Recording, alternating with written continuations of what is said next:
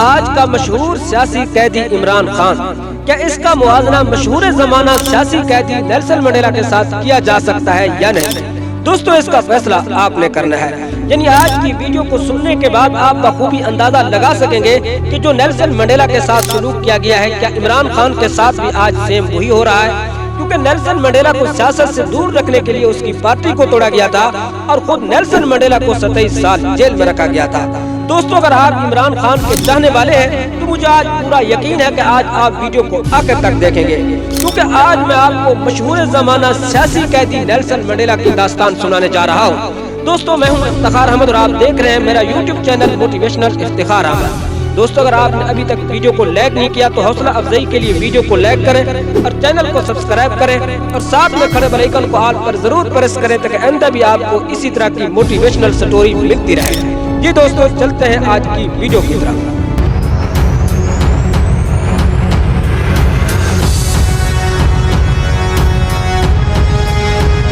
دوستو South Africa کے شہر کیپ ٹاؤن کے مغرب میں ایک چھوٹا سا جزیرہ ہے، اسے روبن ایل کہتے ہیں۔ یہ جزیرہ آج تو ایک عالمی ثقافتی ورثہ ہے، مگر صرف آج سے 50 سال پہلے یہاں ایک بڑا قید خانہ ہوا کرتا تھا۔ پھر یہاں ایک قیدی آیا جس نے اس جزیرے اور ساؤتھ افریقہ کو ہمیشہ کے لیے بدل کر رکھ دیا۔ دوستو اس قیدی کا نام تھا نیلسن منڈیلا۔ دوستو نیلسن منڈیلا کا اصل نام نیلسن منڈیلا نہیں تھا، اس کے باپ نے اس کا نام روبی لالا رکھا تھا، جس کا مطلب ہے مشکلات پیدا کرنے والا انسان۔ 7 سال کی عمر میں اس کی سکول ٹیچر نے اسے کرسچن نام دیا نیلسن منڈیلا۔ اس دن سے دوستو یہ نیلسن منڈیلا ہو گیا۔ دوستو نیلسن منڈیلا ابھی بہت چھوٹا تھا جب اس کے باپ کو جانور گم ہونے کے مقدمے میں ایک برطانوی عدالت نے طلب کر لیا۔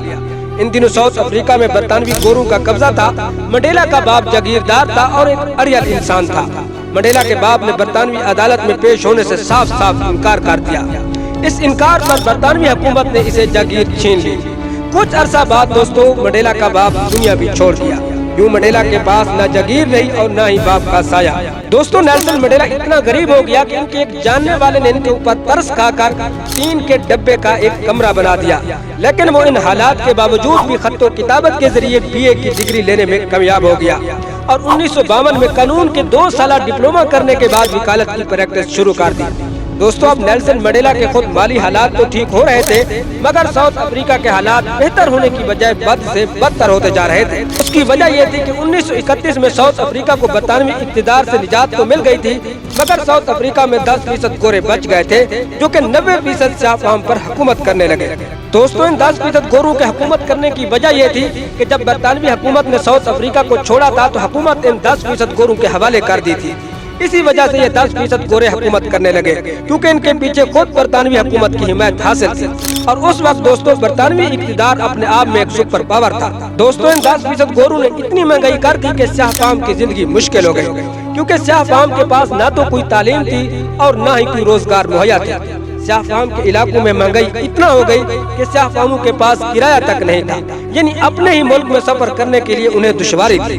تو یوں دوستو اس مہنگائی سے تنگ ہو کر 10,000 افراد 1943 میں سڑکوں پر نکلے۔ تو دوستو ان میں ایک نیلسن منڈیلا بھی تھا۔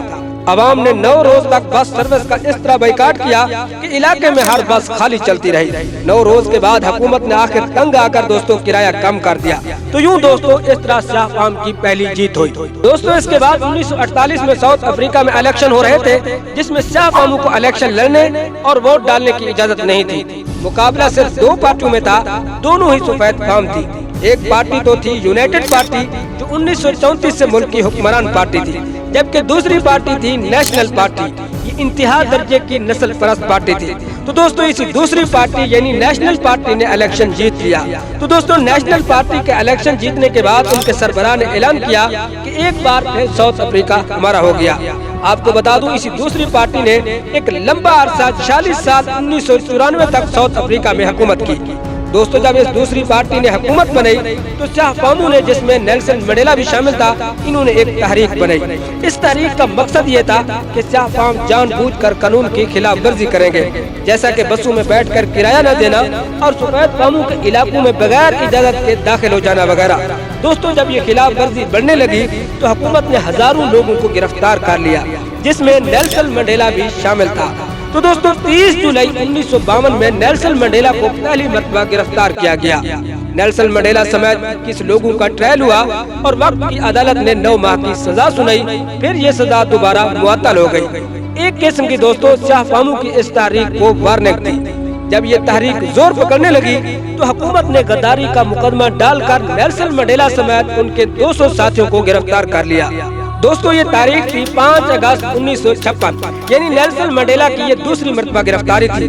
اس بار قیدیوں کو سخت سزائیں دی گئیں، جن میں قیدیوں کو بے لباس کر کے ٹھنڈے سرد خانوں میں رکھا جانا بھی شامل تھا۔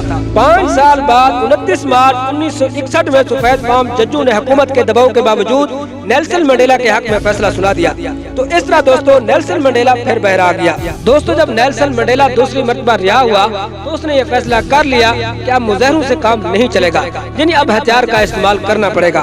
اس کے بعد دوستو پھر نیلسن منڈیلا نے ساؤتھ افریقہ کی تقدیر بدلنے کے لیے ایک ایسی تحریک بنائی جو کہ انسانی جانوں کو نقصان کیے بغیر حکومتی اڈوں کو نشانہ بنائے گی۔ اس تحریک کا نام رکھا گیا تھا MK۔ ملک بھر میں ناکے لگا کر نیلسن منڈیلا کو حکومت تلاش کرنے لگی، مگر نیلسن منڈیلا کئی بار بھیس بدل کر اپنی MK کی خفیہ میٹنگ میں شریک ہوتا رہا۔ 16 دسمبر 1961 کی صبح ہوتے ہی ساؤتھ افریقہ کے 3 بڑے شہروں میں دھماکے ہو گئے۔ دھماکوں کا نشانہ فوجی اڈے، ٹیلی فون لائن اور بجلی گھروں سمیت سرکاری دفاتر تھے۔ ان دھماکوں کے بعد نیلسن منڈیلا کی تلاش اور بھی تیز ہو گئی، لیکن اس دوران نیلسن منڈیلا جعلی پاسپورٹ بنوا کر ساؤتھ افریقہ سے نکل چکا تھا۔ اس جعلی پاسپورٹ پر نیلسن منڈیلا نے تنزانیہ، ایتھوپیا اور مصر کا بھی چکر لگایا اور اپنی تحریک کے لیے پیسہ اکٹھا کرنے لگا۔ لیکن نیلسن منڈیلا کی وطن واپسی سے پہلے ہی ساؤتھ افریقہ کی خفیہ پولیس نے اس کو گرفتار کرنے کے لیے جال بچھا رکھا تھا۔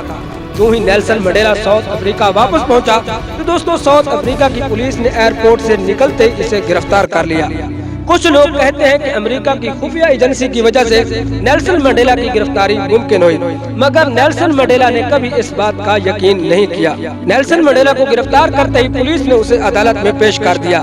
ان 2 جرموں کی وجہ سے، یعنی ملک میں بم دھماکے کروانے اور جعلی پاسپورٹ بنوانے کے مقدمے میں عدالت نے نیلسن منڈیلا کو عمر قید کی سزا سنا دی۔ دوستو نیلسن منڈیلا نے ایک بہت بڑا لمبا عرصہ جیل میں گزار دیا۔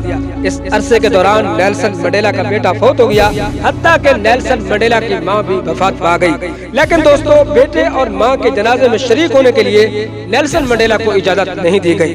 دوستو آخر کار 11 فروری 1990 کو شام 4 بجے نیلسن منڈیلا کو رہا کیا گیا، یعنی 10,000 دنوں کے بعد، جو کہ 27 سال بنتے ہیں، نیلسن منڈیلا اب ایک آزاد انسان بن چکا تھا۔